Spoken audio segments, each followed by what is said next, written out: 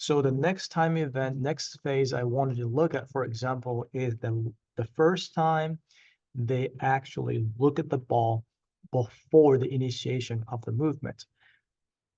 So this person, they look at the ball, they actually move back to the target, they move their gaze back to the ball fixation back to the target. So let's say I'm just going to define this as the last time they look at the target. So last look. Again, this will not mark. You just created an event. So I'm going to create this point, fixation point, as the last look. And you can see that it's logged.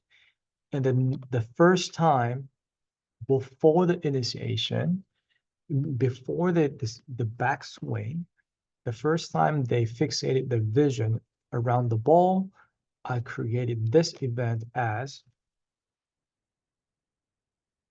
the first look and create an event. And again, first look, log, and then it's going to create a time log.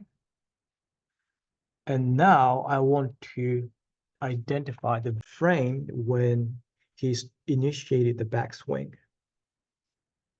So when you actually do this, when you actually click arrow to identify the specific initiation, it's actually too much because you jumped more than 300 milliseconds. See, 57.585 to all the way to 815.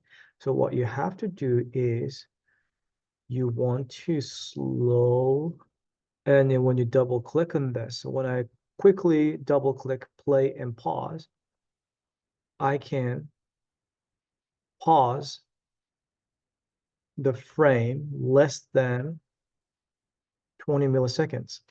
This is faster than the frame rate, which is every 40 milliseconds, right? So this will allow you to actually make the to identify the specific frame of the initiation, the swing initiation. Club is still now. This is the initiation.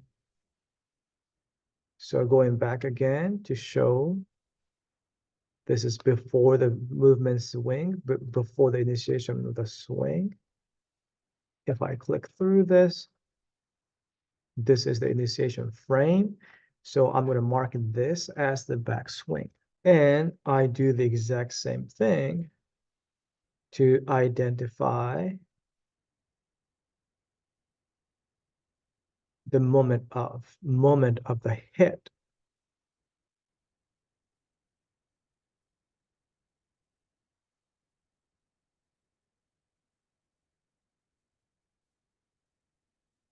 Yep.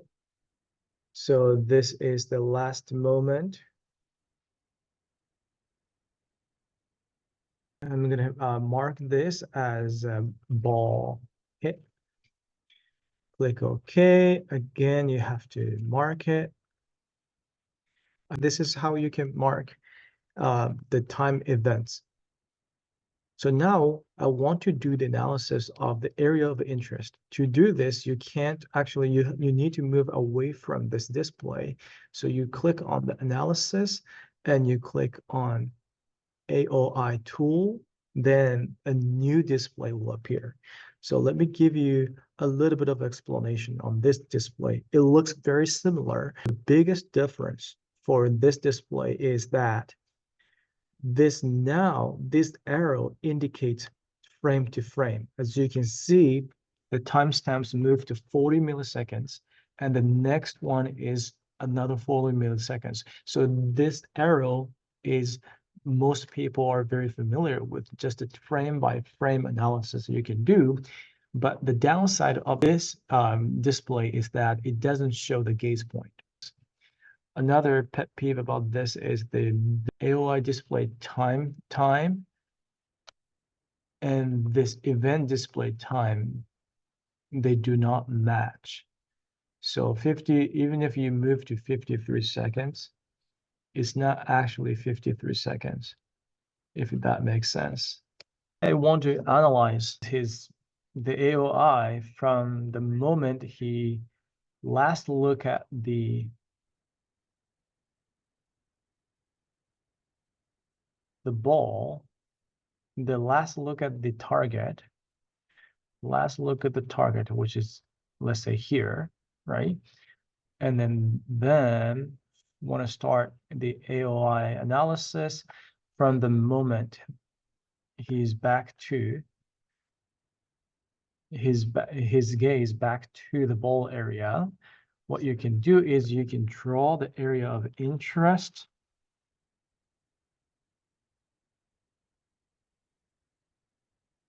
by clicking on this one. For a circle AOI, for a rectangle AOI, you can use this. You can draw and click, click, click, and to make a specific area. Then you have 3 different types of AOI you can create, and which you can rename and delete, or again. So let's name this as a ball, right? And I want to do, let's say, look at the motion of the club head. So now I defined 2 different AOIs.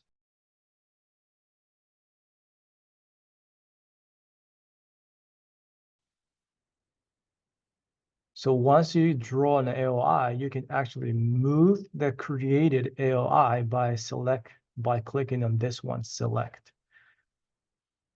So if you want to rotate the AOI, you can move your cursor to this thing that's sticking out. You can rotate it. You can actually change the size of it. Let me make the AOI bigger. And right now it overlaps the image, right? So you can actually change the opacity on the right column, very top. You can change this to about 60% so that you can see through the actual image over the AOI. So now what you need to do is to move and adjust the position of the AOI as the image moves for frame by frame. And there is an automated system if you purchase a different software.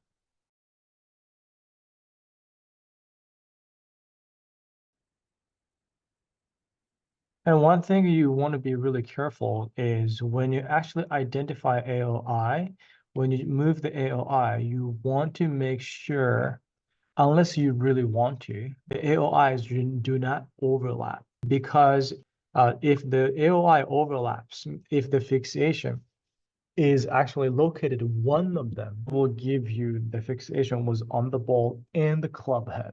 So you want to make sure the AOI do not overlap. Say I just wanted to know about the fixation from the moment they prepared until the club hits the ball. So after this, you can deactivate the AOI so that it no longer track the fixation within the AOI.